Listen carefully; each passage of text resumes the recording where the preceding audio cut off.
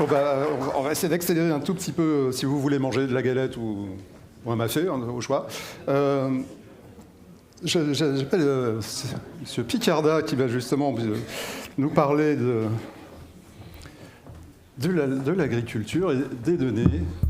C'est une belle transition que vous m'avez offerte parce qu'on va parler agriculture et je vais être un peu l'ovni de la matinée, je pense, parce que faire un témoignage d'entreprise agricole qui, depuis près de 80 ans, gère la souveraineté alimentaire de l'Europe, avec la politique agricole commune, avec ses outils économiques, les coopératives, sa banque, son assurance, son ministère et l'ensemble des acteurs. Et le monde agricole a souhaité se structurer autour d'une infrastructure numérique qui est Agdatub, souveraine, pour pouvoir permettre aux 400 000 exploitants agricoles français de pouvoir reprendre la main sur l'usage de leurs données, à pouvoir échanger avec leurs 85 000 partenaires amont et aval. Et donc je suis assez fier de ces éléments. En toute humilité, je vais vous présenter 3 exemples très concrets de l'usage détourné des données et surtout des solutions qu'on a pu apporter en utilisant des solutions technologiques. Donc il existe des solutions, j'ai été aussi choqué par certaines affirmations ce matin et c'est un chemin parfois difficile mais qu'on arrive à résoudre ensemble.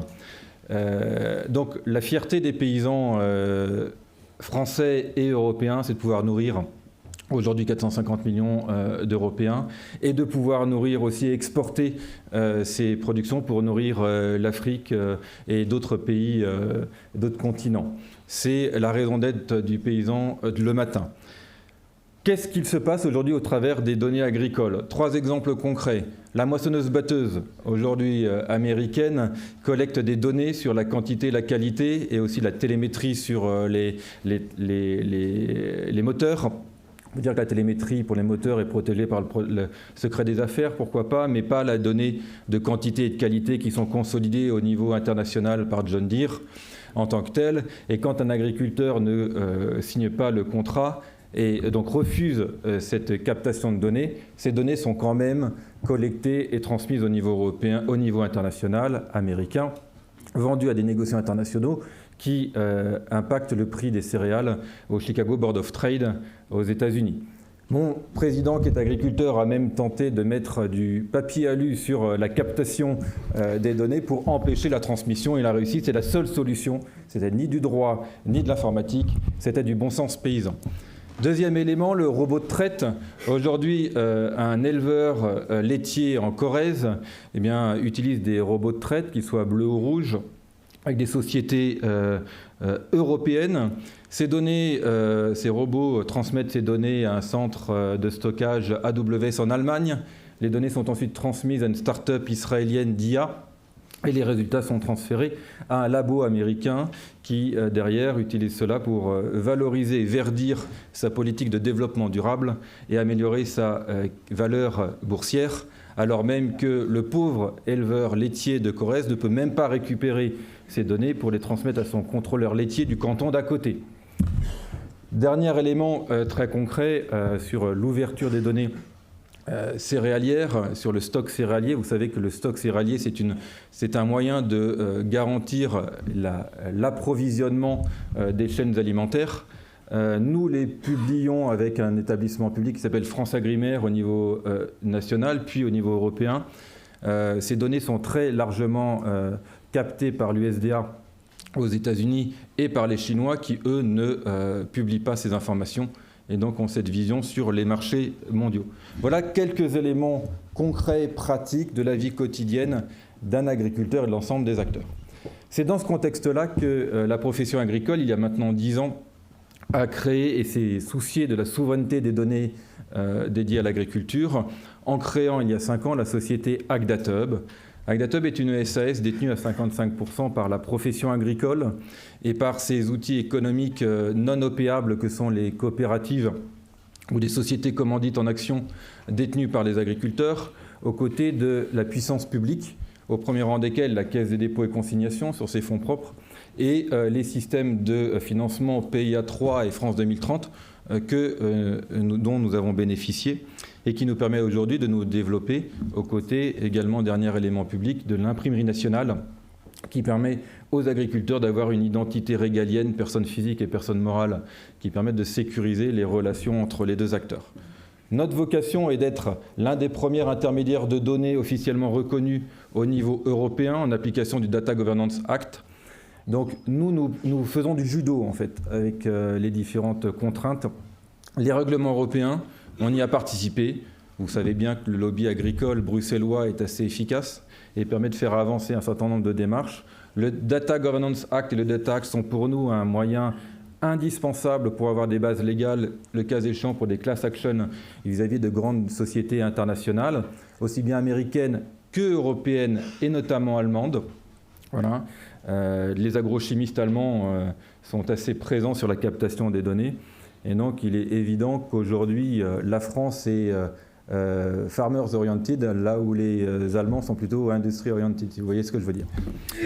Donc, on est aujourd'hui sur un objectif de pouvoir créer un intermédiaire de données tiers de confiance basé sur des identités régaliennes européennes et notamment françaises pour pouvoir nous permettre de sécuriser ces transactions, de les notariser afin d'avoir cette transparence sur les relations et surtout pour permettre à l'agriculteur, grâce à son smartphone, de pouvoir donner son consentement de manière synthétique sur l'usage de la donnée, sur la famille et sur la durée de rétention de ces données pour pouvoir lui permettre d'améliorer son revenu, soit en améliorant son chiffre d'affaires, en développant de la segmentation des productions agricoles et de leur valorisation, soit en développant des nouveaux services. On parle souvent de services environnementaux sur les crédits carbone, qui sont loin d'être fumeux, puisque ça permet fondamentalement, parfois même, de pouvoir récupérer des dizaines d'euros la tonne sur l'amélioration du revenu de l'agriculteur, ou d'autres de pouvoir minimiser les impacts des produits phytosanitaires, des engrais, ou développer des nouvelles semences en utilisant moins. Et donc, en augmentant le chiffre d'affaires, en diminuant les charges, on améliore le revenu de l'agriculteur. On peut même mutualiser intelligemment les investissements en machinisme sur ces volets-là. Voilà donc la raison d'être d'AgData Hub, qui aujourd'hui est identifié au niveau européen comme leader et porteur, préfigurateur du futur Data Space Agriculture, avec 15 partenaires présents dans 10 États membres. Donc on a géré à la fois l'Ouest et l'Est. On arrive à travailler entre Européens, mais tout en interconnectant des plateformes nationales. Et donc je ne crois pas, comme Thomas, une infrastructure européenne, mais bien une interconnexion de savoir-faire nationaux dans un cadre de libre circulation des données européens. Voilà où on en est. Et dernier élément, très concrètement, pour pouvoir partager et témoigner vis-à-vis de vous, on peut faire de la souveraineté technologique aujourd'hui avec les technologies françaises. Je vois souvent le paysan qui dit « je veux un tracteur plus gros que mon voisin ». Moi, je dirais « est-ce qu'on veut des solutions technologiques hyper élevées en termes de fonctionnalité ?» Là, on n'en utilise que 50%.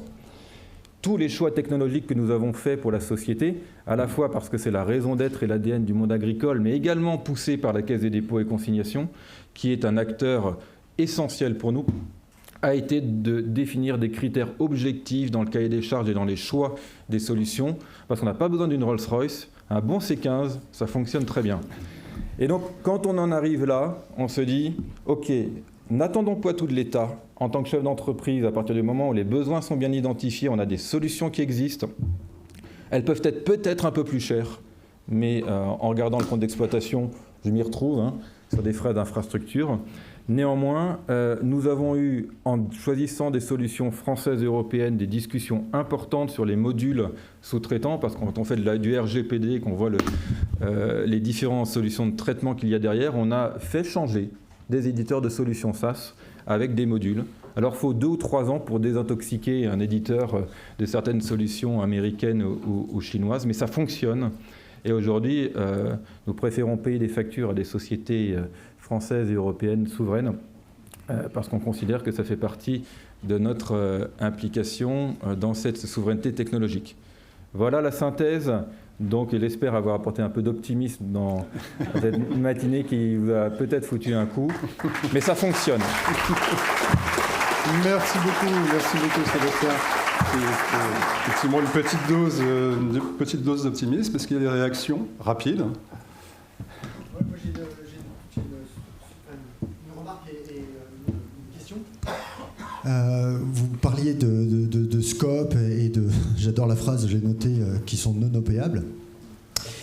Jérôme tout à l'heure parlait de la problématique de servir ses actionnaires, et moi je suis éditeur de logiciel, donc bien que basé dans près du Val d'Aoste et la Suisse, qui nous coopérons très fort, mais si on veut avoir des financements dans nos univers, et c'est vrai pour l'industrie, c'est vrai pour d'autres domaines, on a un gros problème si on ne se met pas dans un modèle purement capitaliste de servir des actionnaires. SAS, SAR, ce que vous voulez, enfin bref, dans ce modèle-là. Je trouve que le monde paysan a réussi ça. Le Crédit Agricole s'est fondé là-dessus, en tant que banque. Et donc vous avez des financements avec ces structures-là. Là, nous, si on se mettait dans ce type de structure et non pas dans le modèle ultra-libéral, on n'en aurait juste pas. Toute la French Tech se construit là-dessus, tout le modèle Startup Nation s'est construit autour de ça. Il est hors de question de sortir de ce modèle-là, ou alors il faut le faire avec l'argent de papa et de maman. Comment vous pourriez nous aider, politiquement d'abord, parce que c'est d'abord un sujet politique, ensuite économique, la confiance que vous avez réussi à bâtir sur ces modèles-là, à la transférer dans d'autres univers. Alors, je parle pour le logiciel, mais d'autres univers aussi industriels ou autres. Alors, merci de la question, parce que c'est vraiment ce côté hybride qu'on a fait. Nous sommes une SAS, donc on a utilisé tous les leviers de financement de l'innovation avec du France 2030, ces éléments-là, du capital risque en tant que tel. Donc, on est comme vous en termes de SAS. Par contre, comme je vous l'ai dit, on a 80 ans, on va dire, de mutualisme. Et qu'est-ce qui a permis au mutualisme et aux coopératives d'être aussi forts? Et aujourd'hui, un InVivo, qui est notre actionnaire, 12 milliards d'euros de chiffre d'affaires, qui a racheté le groupe Soufflet, ou bien Avril, qui fait 7 milliards d'euros de chiffre d'affaires, comment est-ce qu'on est arrivé là? Là, c'est la puissance publique qui a joué. Comment les coopératives ont constitué ces réserves? Elles n'aiment pas trop qu'on le dise ça publiquement, mais je préfère le dire. 80% d'un bilan, d'une coopérative, est lié à de l'exonération fiscale. Les coopératives ne payent pas d'IS. Et donc, quand vous ne payez pas d'IS et que cet IS est capitalisé en fonds propres en tant que tel, eh bien, vous arrivez à des fonds propres significatifs qui vous permettent de faire des effets de levier sur des systèmes financiers plus classiques, et donc derrière de capitaliser ces fonds propres et derrière d'aller faire des effets de levier pour pouvoir développer votre innovation et votre activité. Donc, j'ai fait 12 ans dans le négoce agricole privé. Je me suis battu contre l'exonération fiscale des coopératives. Néanmoins, c'est quand même un système qui est très efficace pour pouvoir avancer là-dessus. Et le point essentiel de cela, c'est bien une décision de l'État et de la loi de finances tous les ans qui maintiennent cette exonération fiscale, une niche fiscale qui permet d'exonérer les coopératives d'IS.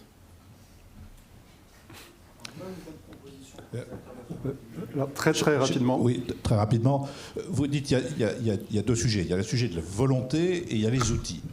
Volonté des acteurs, volonté de l'État. Sur les outils, vous en avez cité un, l'outil financier fiscal. Je vais donner l'impression de plaider pour ma cause, mais moi je suis conseil en propriété industrielle. La propriété intellectuelle, on travaille avec des entreprises en Chine, aux États-Unis, mais les Bretons, pas loin même d'ailleurs. C'est très important. C'est connaître les outils de protection intellectuelle, notamment des données. On ne se rend pas compte que ça aussi, c'est protégeable, qui permet d'agir. On n'est pas forcément très bon en brevet d'invention, même si on fait ça pas si mal que ça, mais moins que les Allemands, par exemple, ou que les Chinois, ou que les Japonais. Donc, gardez en tête qu'il y a l'outil propriété intellectuelle qui, au sein de l'État, n'est pas toujours suffisamment promu, à l'INPI peut-être, mais pas toujours ailleurs.